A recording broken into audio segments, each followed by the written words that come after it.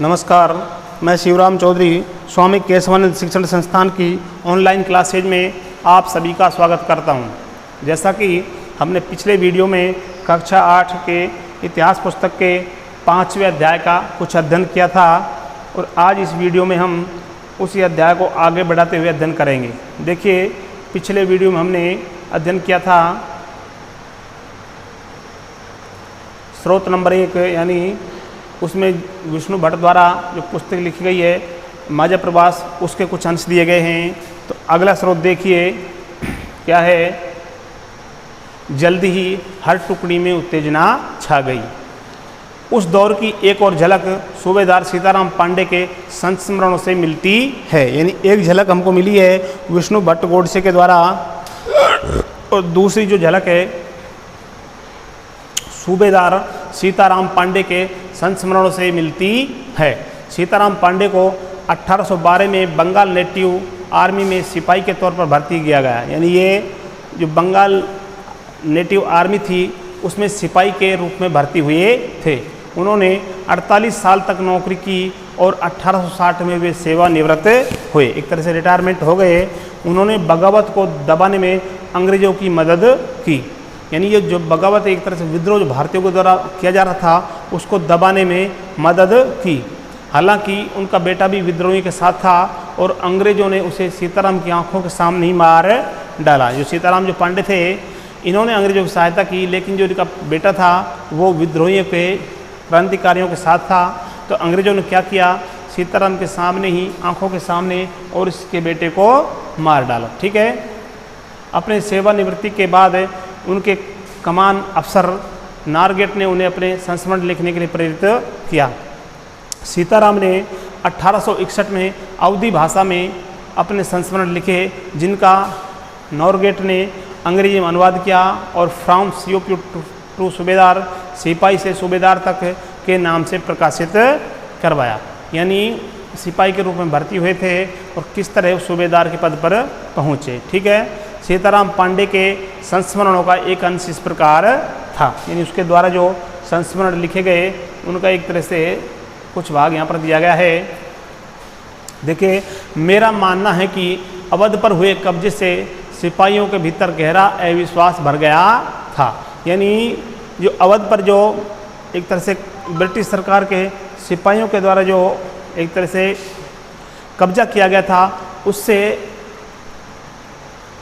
सिपाहियों के जो भारतीय जो सिपाही थे उनके अंदर एक गहरा अविश्वास, यानी कंपनी के विरुद्ध एक तरह से अविश्वास की भावना पैदा हो गई और वे सरकार के खिलाफ साजिशें रचने लगे। जब अवध पर कुशासन का जब आरोप लगा करके कंपनी ने अवध पर अधिकार कर लिया, अवध को अपने कब्जे में ले लिया, तो जो सिपाही थे, भारतीय सिपाही, उनके अंदर एक तरह से विद्रोह की भावना उत्पन्न हो गई और अंग्रेज सरकार के प्रति अविश्वास उनके अंदर पैदा हो गया।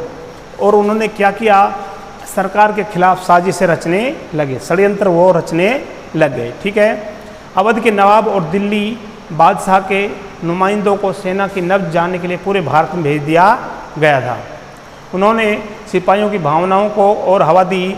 उन्होंने सिपाहियों को बताया कि विदेशियों ने बादशाह के साथ कितना बड़ा धोखा किया है। उन्होंने हजार झूठ गढ़ डाले और सिपाहियों को अपने मालिकों अंग्रेज़ों के खिलाफ बगावत करने के लिए उकसाया ताकि दिल्ली में बादशाह को दोबारा गद्दी पर बैठाया जा सके। ये संस्मरण किसके द्वारा लिखे गए हैं? सीताराम पांडे के द्वारा। तो इनसे स्पष्ट हो रहा है कि ये एक तरह से अंग्रेजों के स्वामी भक्त थे। ठीक है। उनकी दलील थी कि अगर सिपाही मिलकर काम करें और इन सुझावों पर अमल करें तो सेना ऐसा कर सकती है। देखिए चित्र नंबर 3, मेरठ में विद्रोही सिपाही अफसरों पर हमला करते हैं, उनके घरों में घुस जाते हैं और इमारतों में आग लगा देते हैं। आगे देखते हैं स्रोत 2 का जो हमारा शेष रहा है। संयोग से इसी समय सरकार ने हर एक रेजिमेंट के कुछ लोगों को नई राइफल्स के इस्तेमाल का प्रयोग बताने के लिए अलग अलग छावनियों में भेजा। यानी उसी समय क्या हुआ, अंग्रेजी जो ब्रिटिश सरकार थी उसके द्वारा सेना के लिए, आर्मी के लिए नई राइफलें, एक तरह से बंदूकें लाई गई, है ना। और इनका इस्तेमाल करने का तरीका जो था, इनको चलाने का तरीका था, उसको बताने के लिए अलग अलग छावनियों में कुछ लोगों को भेजा। इन लोगों ने कुछ समय तक सिपाहियों को प्रशिक्षण दिया, ट्रेनिंग दी। इसी दौरान न जाने कहाँ से ये खबर फैल गई कि इन राइफलों में इस्तेमाल होने वाले कारतूसों पर गाय और सूअर की चर्बी का लेप चढ़ाया गया है। यानी जो कारतूस जो होते थे एक तरह से राइफल में लगाए जाते थे, उनमें क्या होता था, गाय और सूअर की चर्बी का लेप होता था।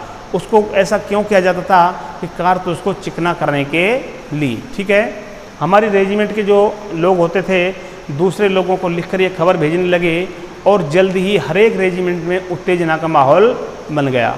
यानी ये जो कार्य था एक तरह से नई राइफल का उपयोग का, ये भारतीय सैनिकों के लिए एक तरह से सैनिकों के लिए एक धार्मिक भावनाओं को क्षति का एक तरह से ये काम था। उनकी धार्मिक भावनाओं को ठेस पहुंची और उन्होंने जल्दी ही एक रेजिमेंट से दूसरी रेजिमेंट में इस बात की खबर पहुंचाई और हर एक रेजिमेंट में, प्रत्येक रेजिमेंट में उत्तेजना का एक तरह से विद्रोह का माहौल बन गया। ठीक है, कुछ लोगों ने कहा कि उनकी 40 साल की नौकरी में सरकार ने उनके मजहब को चोट पहुंचाने के लिए कभी कुछ नहीं किया।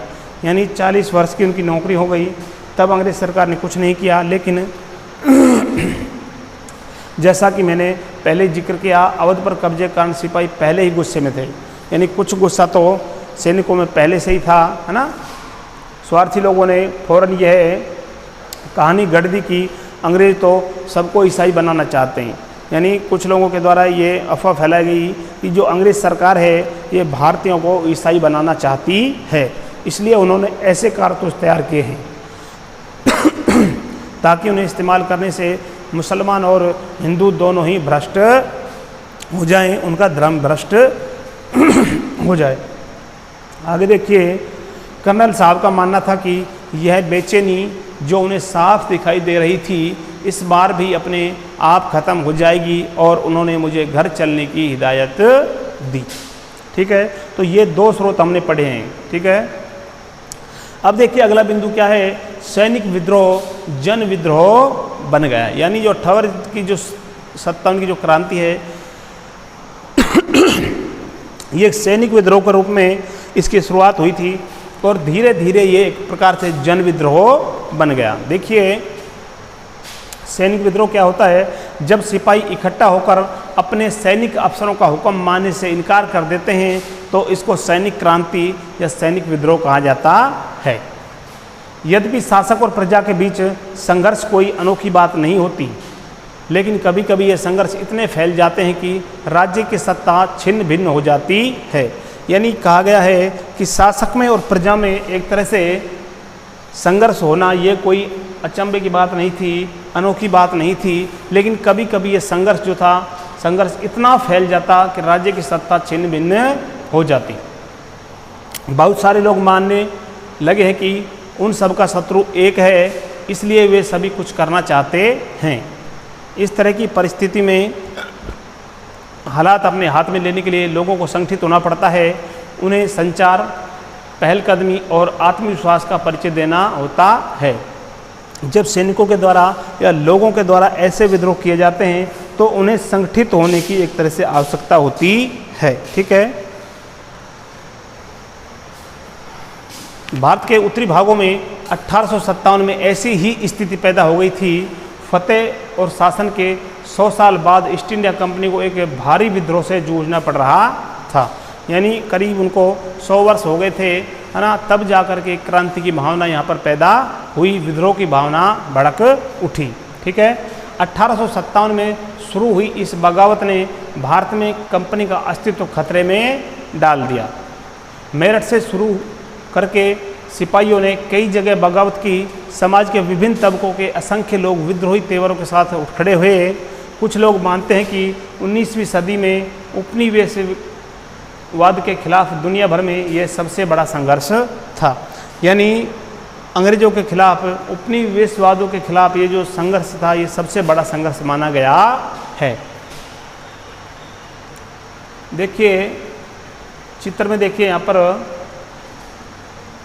कैवेलरी लाइनों में युद्ध 3 जुलाई 1857 को 3000 से ज़्यादा विद्रोही बरेली से दिल्ली आ पहुँचे। उन्होंने यमुना को पार किया और ब्रिटिश कैवेलरी चौकियों पर धावा बोल दिया। यह युद्ध पूरी रात चलता रहा। ठीक है, अब देखिए आगे जो प्रक्रिया है, अगला बिंदु है मेरठ से दिल्ली तक। यानी जो विद्रोह की जो भावना थी, क्रांति की भावना थी, मेरठ छावनी में भड़की और वो दिल्ली तक किस प्रकार पहुंची। 29 मार्च 1857 को युवा सिपाही मंगल पांडे, क्या नाम था, मंगल पांडे, को बैरकपुर में अपने अफसरों पर हमला करने के आरोप में फांसी पर लटका दिया गया। यानी उन पर आरोप लगाया गया कि आपने अपने अफसरों पर हमला किया है और इस बात को लेकर के उनको फांसी पर लटका दिया गया। चंद दिन बाद मेरठ में तैनात कुछ सिपाहियों ने नए कारतूसों के साथ फौजी अभ्यास करने से इनकार कर दिया। जो राइफल, इनफील्ड जो राइफलें लाई गई थी उनमें जो आपको बताया सुअर और गाय की चर्बी बताई जा रही थी, तो इस बात को लेकर के सिपाहियों ने एक तरह से उनको चलाना, एक तरह से ट्रेनिंग लेना उन्होंने मना कर दिया। सिपाहियों को लगता था कि उन कारतूसों पर गाय और सुअर की चर्बी का लेप चढ़ाया गया है। 85 सिपाहियों को नौकरी से निकाल दिया गया, है ना। जब उन्होंने एक तरह से अभ्यास के लिए मना कर दिया तो 85 सिपाहियों को सैनिकों को निकाल दिया गया। ठीक है, उन्हें अपने अफसरों का हुक्म न मानने के आरोप में 10-10 साल की सज़ा दी गई। यह 9 मई 1857 की बात है। यानी सिपाहियों को नौकरी से निकाला गया और उन्हें 10-10 वर्ष की सज़ा का ऐलान किया गया। ठीक है, मेरठ में तैनात दूसरे भारतीय सिपाहियों की प्रतिक्रिया बहुत ज़बरदस्त रही। 10 मई को सिपाहियों ने मेरठ की जेल पर धावा बोलकर वहां बंद सिपाहियों को आज़ाद करा लिया। उन्होंने अंग्रेज अफसरों पर हमला करके उन्हें मार गिराया। उन्होंने बंदूक और हथियार का अपने कब्जे में ले लिए और अंग्रेज़ों की इमारतों व संपत्तियों को आग के हवाले कर दिया। यानी एक तरह से बहुत जन धन की हानि यहाँ पर हुई। उन्होंने फिरंगियों के खिलाफ युद्ध का ऐलान कर दिया। देखिए एक शब्द है फिरंगी, है ना, इसको बताएंगे आपको। सिपाही पूरे देश में अंग्रेज़ों के शासन को ख़त्म करने पर आमादा थे। सिपाही सैनिक लोग चाहते थे कि ये जो अंग्रेजी का जो शासन है, फिरंगियों का जो शासन है, ये पूरे भारत से ख़त्म हो जाए। लेकिन सवाल यह था कि अंग्रेज़ों के जाने के बाद देश का शासन कौन चलाएगा। सिपाहियों ने इसका जवाब भी ढूंढ लिया। वे मुग़ल सम्राट बहादुर शाह जफ़र को देश का शासन सौंपना चाहते थे। यानी इनके बाद वो मुग़ल बादशाह बहादुर शाह जो जफ़र थे उसको अपना बादशाह बनाना चाहते थे। देखिए फिरंगी शब्द, विदेशी जो होते हैं उनको फिरंगी कहते हैं। यह शब्द, इस शब्द में अपमान का भाव आता है। यानी एक तरह से ये फिरंगी का जो शब्द है इसमें अपमान, किसी व्यक्ति का अपमान करना, इस तरह का भाव उत्पन्न होता है। मेरठ के कुछ सिपाहियों की एक टोली, एक तरह से यूनिट थी, एक बटालियन थी, 10 मई की रात को घोड़ों पर सवार होकर मुंह अंधेरे, यानी बहुत सुबह जल्दी ही दिल्ली पहुंच गई। जैसे ही उनके आने की खबर फैली, दिल्ली में तैनात टुकड़ियों ने भी बगावत कर दी।